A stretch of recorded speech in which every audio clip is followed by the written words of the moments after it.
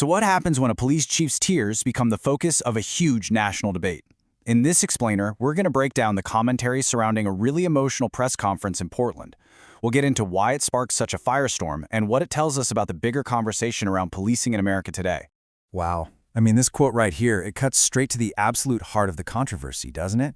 This is the central accusation from the commentators we're looking at, that the chief's sympathies were completely misplaced, aimed at the suspect, not the victims. It's the argument that really frames everything else we're about to discuss. Okay, so here's our game plan. First, we'll set the scene with what actually happened in Portland. Then we'll dive into the chief's reaction and that victim-blaming critique that just blew up. We'll also put his leadership style up against another chief's before zooming out to look at the broader message that commentators believe this all sends. All right, so to really get the commentary, you have to start with the incident that kicked this whole thing off. So let's lay out the key events, based on the federal complaint cited in our sources. So it all started with a targeted arrest in Portland. According to the Department of Justice, the suspect rammed a federal vehicle multiple times. Then a really crucial detail came out. The suspect was allegedly connected to the infamous Tren de Aragua gang. These core facts really set the stage for everything that happened next at the chief's press conference. And now we get to the moment that became the real flashpoint, the police chief's press conference. You know, it wasn't just what he said, but how he said it that really ignited this whole firestorm. And here it is. This is the exact quote that the commentators just seized on. The chief admitted he hesitated to release the suspect's gang ties because, in his words, he was concerned about the historic injustice of victim blaming. To his critics, that one phrase was a massive red flag. So how did the panel of commentators hear those words? Well, their reaction pretty much formed the entire foundation of a really powerful critique against the chief and his whole style of leadership. The commentators built their case piece by piece. They argued the chief was essentially flipping the script, making the criminal out to be the victim. They said he was putting the soft in soft on crime. And in their view, his focus completely ignored the actual victims. You know, the public. And it sent a dangerous message to criminals that it's a free-for-all, all while failing to support the federal agents on the front line.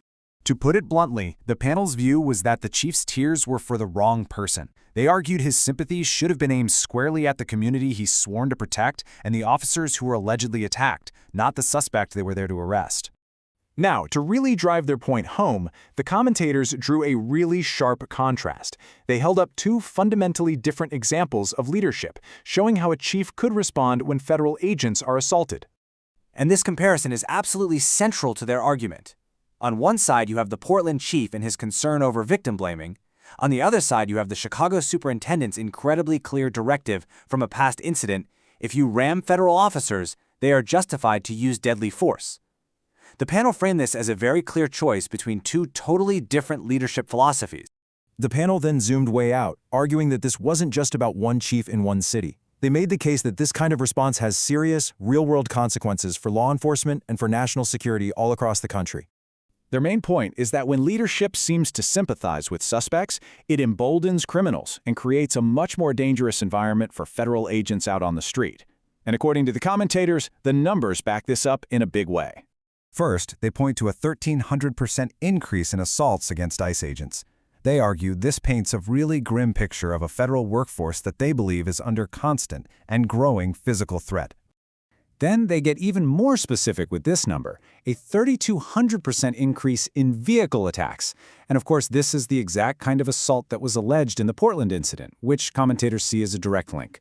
And finally, the most staggering figure they present: an 8,000% increase in death threats made against ICE agents. For the panel, these aren't just abstract statistics. They argue this is the real-world result of leadership that appears soft on crime. The commentators also added one more layer to their critique. They really jumped on the chief's admission that he almost kept the gang connection secret, only releasing it later in the name of transparency. They basically interpreted this as a willingness to hide critical information, perhaps because of political concerns. So what's the big takeaway from all this? Well, the commentary we've broken down doesn't see the chief's press conference as just a simple moment of human emotion. No, instead, they frame it as a powerful public symbol of an ideology they believe is dangerously soft on crime, one that, in their view, ultimately puts both the public and law enforcement at much greater risk. And all of this leaves us with a really critical question to think about.